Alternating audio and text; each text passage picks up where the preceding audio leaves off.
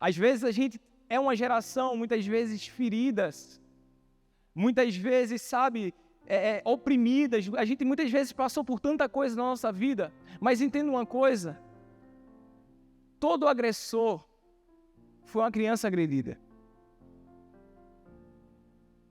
Todo adulto violento foi uma criança que passou por violência. E muitas vezes a gente entende quem Jesus é, a gente entende que nós fomos perdoados por Ele, a gente entende que Ele nos dá uma nova vida, só que muitas vezes a gente recebe um perdão que a gente não está disposto a liberar também. Muitas vezes a gente se acha bom demais, irmãos. Só que nós temos que entender que nós também somos passíveis a erro. Quantas vezes eu não percebi agindo com outras pessoas próximas da mesma forma que eu era tratado. E depois que Deus ele me deu esse entendimento, eu comecei a perceber, cara, eu cobrava dele, mas estou agindo igual. Eu cobrava dos outros, mas eu estou fazendo a mesma coisa. E aquilo começou a gerar em mim, sabe, uma empatia, começou a gerar em mim um entendimento de que eu precisaria abrir meu coração para Deus curar algumas feridas, algumas marcas que havia dentro de mim. E, irmãos, eu creio que essa noite é uma noite de cura, amém? E deixa eu dizer uma coisa para você. Deus, ele se preocupa com essa cura. Deus, ele se preocupa com o contexto familiar que você viveu. É por isso que a Bíblia vai dizer lá em Salmos 68, versículo 6, Deus, ele faz com que o solitário viva em família. Liberta aqueles que estão presos em grilhões, mas os rebeldes habitam em terra seca. Deus, ele faz com que o solitário viva em família. Irmãos, até aquele que não tem família, Deus, ele se preocupa em suprir essa necessidade que essa pessoa tem. É por isso que o salmista Davi, ele vai dizer, Pai para os órfãos e defensor das viúvas, é Deus em sua santa habitação. Sabe quem são os órfãos e as viúvas? Justamente aquelas pessoas que são vulneráveis num contexto familiar. Deus está dizendo, são esses que eu vou suprir. São esses que eu vou curar. São esses que eu vou agir. Irmãos, Ele está disposto a suprir as nossas carências emocionais num contexto familiar. Deus, Ele está disposto a sarar, sabe, esses problemas familiares que nós temos. A gente está num mundo, irmãos, caído. A gente está num mundo onde pessoas falham. A gente está num mundo onde habita o pecado. Então Deus, Ele sabia que muitos de nós teríamos essas lacunas familiares. Deus, Ele sabia que muitos de nós precisariam, sabe, dEle. E é por isso que Deus, Ele se revela como esse alguém que está disposto a nos suprir e a nos acolher em sua família. Em Salmos 27, 10, abra comigo Salmos 27, 10.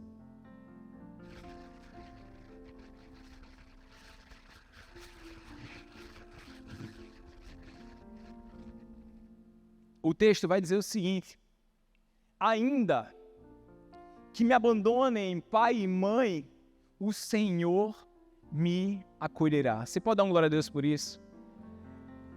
Ainda que me abandonem pai e mãe, o Senhor me acolherá. Sabe, irmãos, se a gente olhar a nossa sociedade, pai e mãe, normalmente, são os últimos que abandonam o filho. Quando uma pessoa começa a viver, sabe, uma vida errada, uma vida que causa dor ao seu redor, você vai ver muitas vezes os amigos abandonando. Você vai ver, sabe, muitas vezes colegas se afastando. Você vai ver alguns familiares até também se isolando dessa pessoa. Mas pai e mãe normalmente são os últimos num contexto familiar a abandonar uma pessoa. Mas Deus, Ele fala, ainda que seu pai ou sua mãe o abandone, Ele está disposto a nos acolher. Nós temos um Deus que nos supre, irmãos. A Bíblia fala que tem um certo dia que Jesus ele estava pregando para uma grande multidão. E aquela multidão ela tinha fome. Então Jesus ele faz um milagre da multiplicação. Ele multiplica pães e peixes e alimenta aquela multidão. Aquela multidão fica saciada e Jesus ele sai daquele lugar. E a Bíblia conta que depois de um tempo Jesus ele volta até aquele determinado lugar e a mesma multidão estava naquele lugar. E Jesus ele fala: vocês não entenderam. Vocês estão aqui me esperando em busca de mais pão e mais peixe. Mas eu sou o pão vivo que desceu do céu. Uma multidão que estava de frente para o Filho de Deus estava mendigando pão e peixe, irmãos. Aquela multidão, naquele momento, ele tinha deficiência, tinha necessidade de comer pão e peixe e Jesus supriu. Só que ele estava dizendo: olha, entenda uma coisa, eu não vim aqui só para trazer pão e peixe para vocês. Eu sou muito mais do que isso, eu sou aquele que pode suprir a necessidade que tem na tua alma. Eu sou aquele que pode suprir a lacuna que o mundo deixa em você. Eu sou aquele que estou aqui disposto a curar feridas. Ei, eu sou o pão da vida que desceu dos céus. Eu sou o pão da vida que desceu dos céus. Irmão, entenda uma coisa. O que fizeram com você não pode mudar quem você é.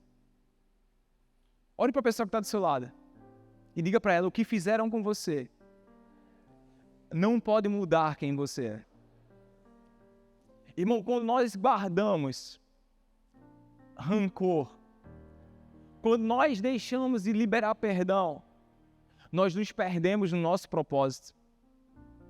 A Bíblia fala que Pedro, Tiago e João, eles são enviados por Jesus para anunciar o evangelho da salvação. E a Bíblia fala que Pedro, Tiago e João, eles saem de casa em casa anunciando, e pessoas são curadas, pessoas são libertas, pessoas são salvas. Mas chega um determinado momento que as pessoas rejeitam a palavra do Senhor. Então eles olham para Jesus e dizem: ei, permite que a gente ore para que caia fogo dos céus e matem essas pessoas.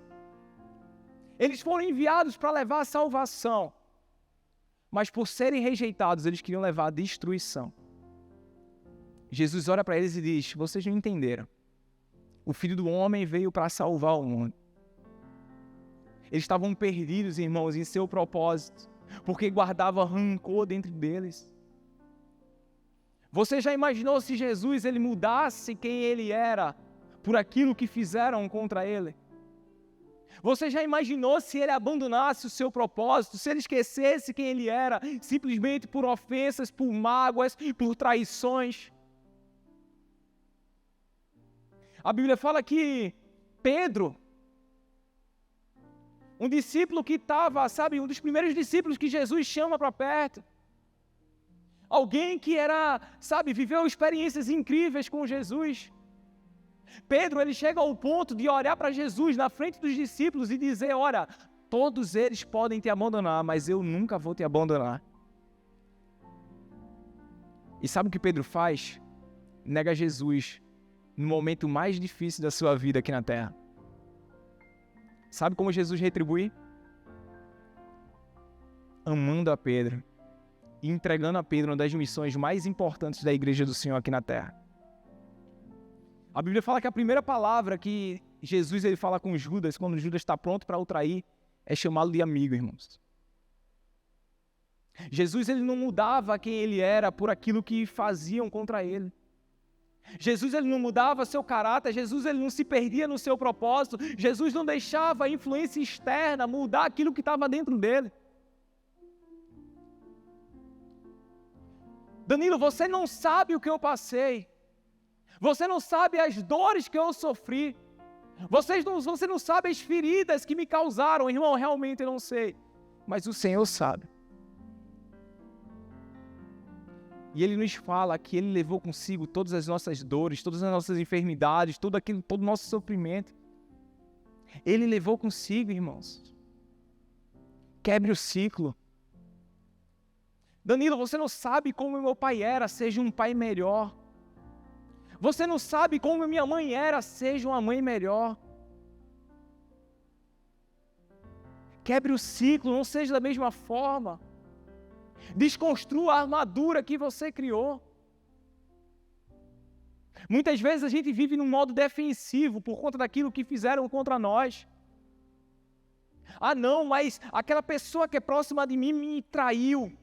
O meu familiar me traiu, meu marido, minha esposa. Não sei. Então agora eu não vou confiar em mais ninguém.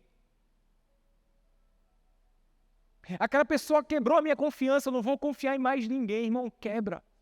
Quebra essa armadura. Quebra esse rancor. Ah, não me bateram, então eu vou bater antes. Foram agressivos comigo, então se levantarem a voz eu vou gritar mais alto. Pessoas feridas, irmãos, entendem uma coisa, não sangrem em cima de quem não te feriu. Muitas vezes a gente está fazendo isso. A gente está pegando traumas do passado e jogando em cima de pessoas que não estão nem aí, que não tiveram culpa nenhuma. E a gente simplesmente está reproduzindo aquilo que fizeram contra nós.